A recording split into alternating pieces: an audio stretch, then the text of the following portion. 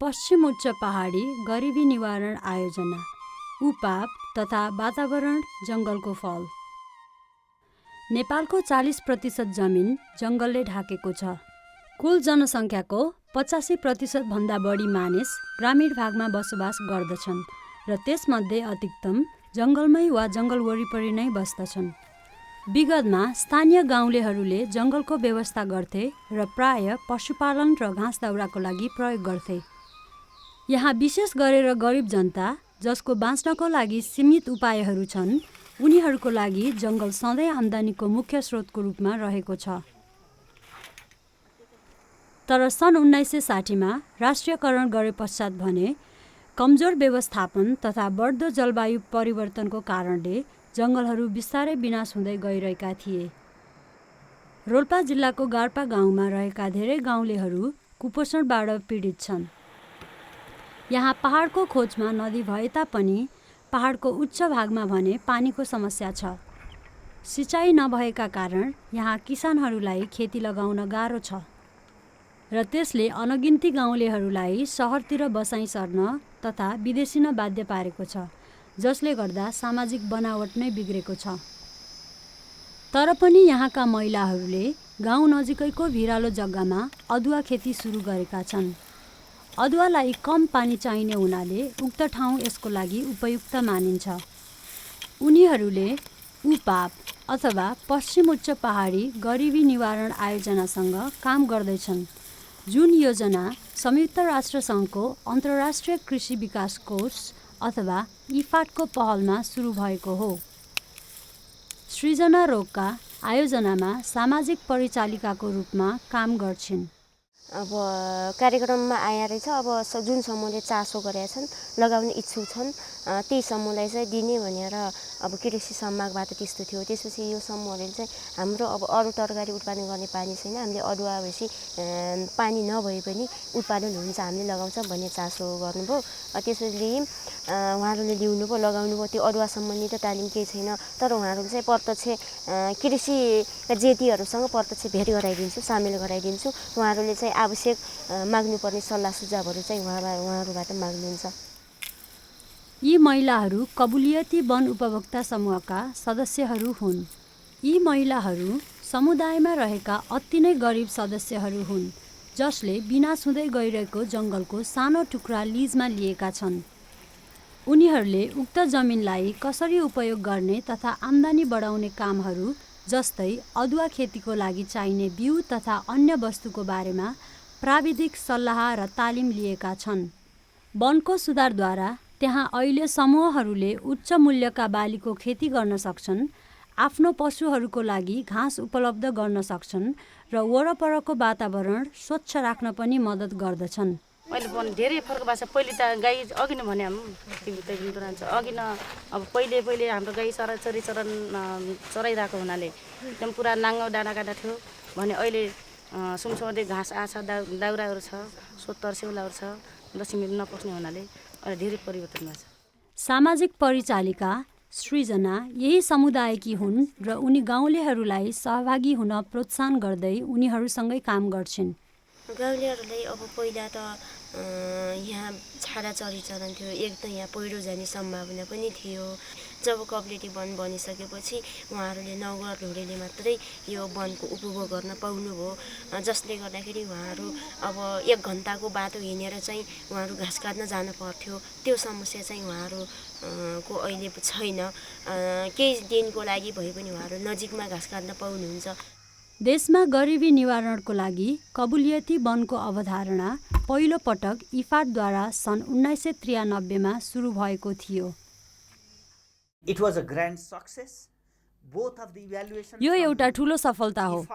दुवै मूल्याङ्कनहरू, इफाडको आन्तरिक मूल्याङ्कन र राष्ट्रिय योजना मन्त्रालयको मूल्याङ्कनले कबुलियती वनको अवधारणा 2 तवरबाट सफल भएको दाबी गरेको छ।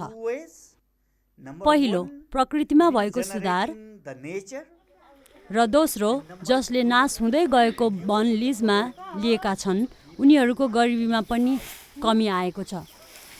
6 महिना अथवा यसको वरपरमा महिलाहरूले वनबाट उत्पादन लिन सुरु गर्न सक्छन् र आफ्नो जनावरहरूलाई खुवाउन सक्छन्।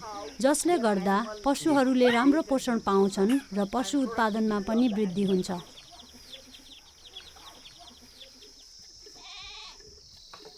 र उत्पादनमा हुने वृद्धिले गाउँलेहरूको पोषणमा पनि सुधार आउँछ। कप्लेटी वन भन्नाले गरिबलाई सेवा हुने रहेछ जस्तो लाग्छ। कप्लेटी वन घाँस दाउरा सेउला सोत्तरबाट फाइदा जस्तो लाग्छ मलाई। पहिला मुस्किल हुन्थ्यो, गाई घाँस काट्न पनि पार्लोपट्टि खोला तरेर पार्लोपट्टि जानु पर्थ्यो, भोलबेला हान्थ्यो। अहिले झन् पुल छ, पुल उठेर पुल पनि थिएन, गाई पनि पाल्नुपट्टि लग्ने हुन्थ्यो। अहिले त ठाउँमा घाँस काटेर सेउला खेरेर पाल्छ। र गाउँलेहरूलाई आफ्नो समय र श्रम उक्त कार्यक्रम अदुवा खेतीमा खर्च गर्न प्रोत्साहित गरिन्छ, किनकि वनको लिज 40 वर्षको लागि हुन्छ र यो प्रत्येक 40 वर्षमा एकपटक मात्र नवीकरण गरिन्छ। तसर्थ उनीहरूलाई लामो समयको लागि वनको स्वामित्व तथा पूर्ण उत्थान गर्न प्रोत्साहन उपलब्ध गराउनु भनेको विनाश हुँदै गएको वनको सुरक्षा तथा व्यवस्थापन गर्नु हो। तसर्थ वास्तवमा यो 80 वर्षे जग्गा स्वामित्वमा रहन्छ र यो पुस्तौँको लागि हो।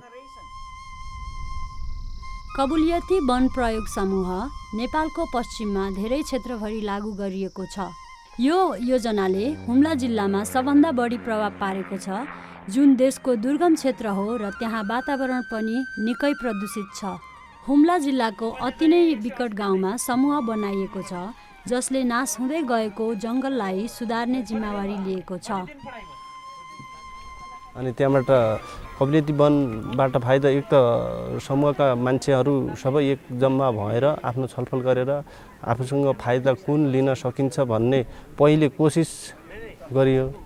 अब गर्दाखेरि अप्ठ्यारो ठाउँ भए पनि केही टाइम समय दिएर त्यहाँबाट केही न केही फाइदा लिन सकिँदो रहेछ भन्ने अहिले महसुस भएको छ समूह सदस्यहरूलाई। 60 वर्षीय बाटुली रोकया एक सदस्य हुन् जसले निश्चित रूपमा कबुलियती वन प्रयोग समूहको फाइदा देखेकी छिन्। दाउरा त माथि लाङ्न काट्नु पर्छ, एक लाङ्नु काटेर तबै पोरी उदो गएर त त्यति आउँछ।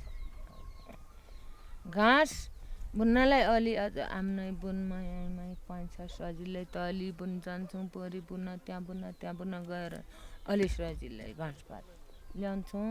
अन्त दाउरा त पोरी माथि त्यही बुन पोरी जान्छौँ, त्यहाँबाटै जान्छौँ पऱ्यो त्यहीँ माथि दिनभरि हाँटेर बाहिर सधैँ पुगिन्छ।